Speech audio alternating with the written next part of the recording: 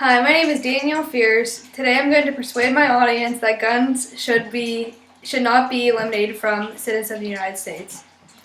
How many of you have been in a situation where you needed to protect yourself or someone you love? Gun control takes away people's rights to own guns.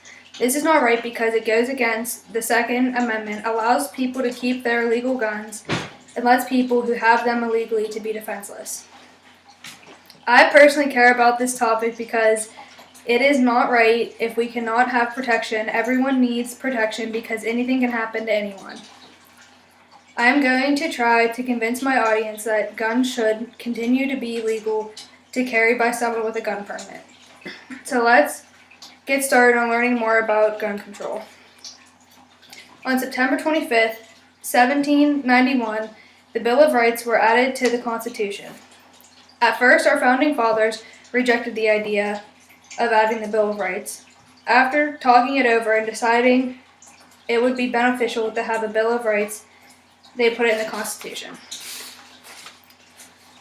One of the main reasons they decided to add it was because the Constitution already included statements in defense of specific rights that might have been impacted by the eliminated federal jurisdiction. The Second Amendment is the right to bear arms. Our forefathers thought this amendment was so important they put it second in the Bill of Rights. Now, many people, including some of our government, want to put gun control in effect. We have a right as citizens of the United States to be able to protect ourselves if needed. We have the right to bear arms. We have the right to be able to carry a registered weapon. The Second Amendment is the elephant in the room during any discussion of gun policy, says Wilson. When talking about gun control, the government tries to avoid talking about the Second Amendment in the argument to fight for it. If we take away the Second Amendment, then what is stopping the government or citizens from trying to take away other amendments? This needs to stop now. Next could be our freedom of speech or freedom of religion. If we let our government take away our right to bear arms, then our country could end up like other countries in the world with no rights in a corporate government. There are citizens of this country that took the time to go out and get a gun license. These citizens did not get a gun license to purposely kill people or to be involved in a mass murder. People who go out and get a permit and a registered gun just want to be able to protect themselves. It is as simple as that. They would not get a gun registered under their name if they had any intentions of purposely causing harm to others. They have a gun on them in case they are approached by someone who has intentions of causing harm to them or in case of a robbery or home invasion. Law-abiding gun owners will not accept blame for the act of violent or deranged criminals, nor do we believe the government should dictate what we can lawfully own and use to protect our families, says Trotter. There are many reasons why normal people own guns, but it can all be pointed back to protection of themselves and or family and loved ones.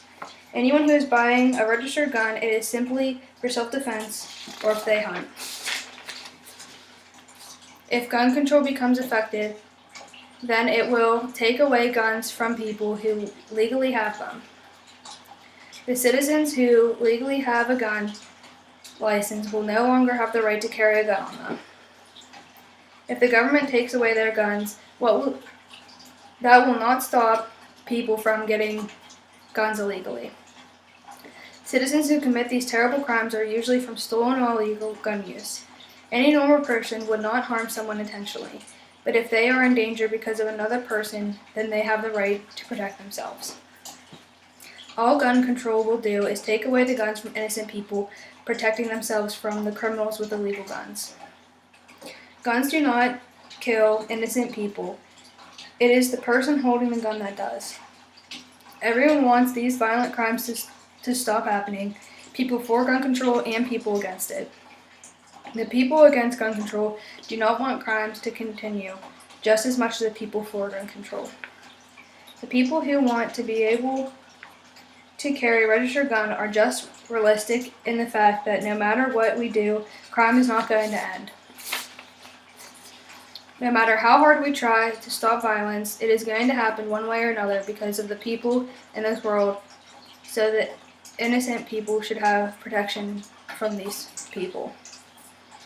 There is no way to extinguish the supply of guns. It would be constitutionally suspect and politically impossible to get rid of the hundreds of millions of weapons, according to Wilson. There are many kinds of people in this world, good and bad. The people who can take an innocent person's life and feel no guilt is not a normal person. There are mentally ill and disturbed people in our country, and they somehow get their hands on a gun and commit violent crimes.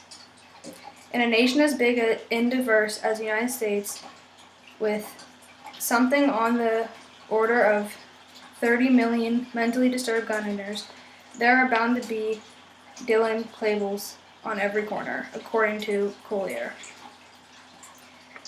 These people sometimes cannot help how they think or how they act, which gives no excuse for the crimes they are capable of, but it should not be so easy for them to be able to commit them. The disturbed people in this world are going to act out and do terrible things even if they do not have a gun.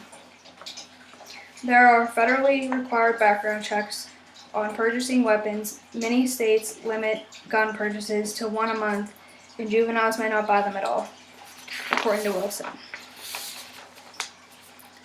Which is great, but people with a history of mental illness should be treated and kept far away from guns and not be permitted to carry one also. One understands that they can steal guns or get them illegally, but it should be very difficult for that to happen. The mentally ill people in this country should not be permitted a gun license and should not be allowed to live in a household that has guns. If they are not being treated in a hospital and are being taken care of by a family member, then guns should not be permitted in that household. If the mentally disturbed person should get upset and act out, then there should not be a gun in their reach. People would think this is common sense, but after the crimes that have been committed by mentally ill and disturbed people, it clearly is not. I hope you learn more about gun control and realize it is better to continue our rights as citizens to be able to carry a registered weapon. Innocent people die every day from guns, but it is better to have protection from these criminals than to be defenseless. Thank you for listening to my speech.